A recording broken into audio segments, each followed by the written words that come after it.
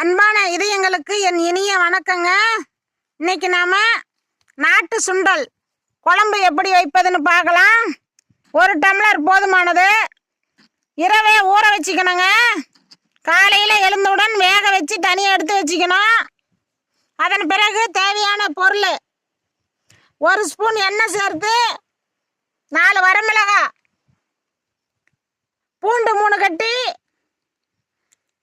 சோம்பு, தனியாத்தூள், கொத்தமல்லி இதை சேர்த்து எல்லாம் வறுத்துக்கணும். அதோட கருவேப்பிலையும் சேர்த்து வறுத்துக்குங்க. தக்காளி 1 போதும்.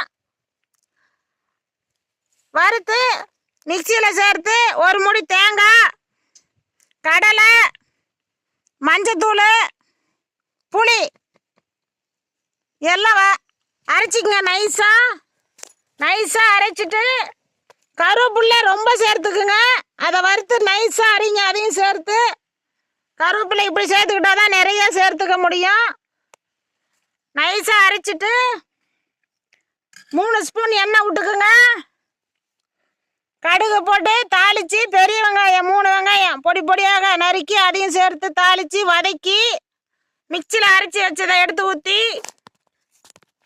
கொதிக்கும் போது சுண்டலை சேர்த்துக்குங்க. ஏன்னா ஏற்கனவே நம்ம வேக வச்சிட்டோம்.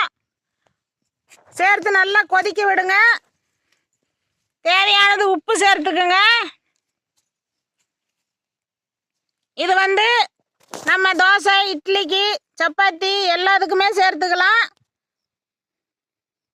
புளி சேர்த்துருக்கிறதுனால குழம்புக்கு சீக்கிரம் கெடாது. ஈவினிங் வரைக்கும் வச்சுருக்கலாங்க. நாட்டு சுண்டல் ரொம்ப சத்தானதுங்க. நாம் வெள்ளை சுண்டலும் எடுத்துக்கலாம் குழம்புக்கு.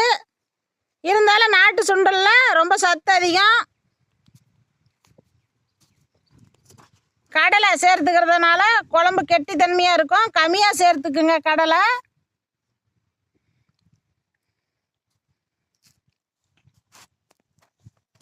வாரத்தில் 2 முறை வைக்கலாம். இப்போ காய்கறி இல்லைன்னா கூட அதை வச்சுக்கலாம். நாம் குழம்பு 1 டம்ளர் போதுமானதுங்க.